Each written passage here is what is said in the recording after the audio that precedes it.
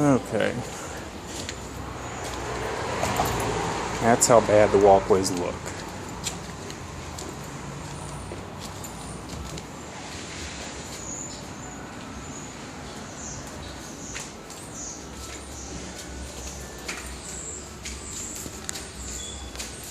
You can see they look very, very nasty, including the stairs. The stairs used to have a problem with people, the homeless in the area at that, coming in and urinating in the stairwells. Well, we've since put a stop to that.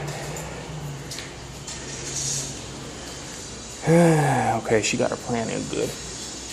Okay, the second floor walkway is cleared completely. Anyway, I posted a notice yesterday to everybody asking them to get their stuff off the walkways by 10 o'clock this morning. That's still there, and I know whose it is, and they'll be taking care of it here in a little while. But anyway, I'm going to finish getting set up and get to work.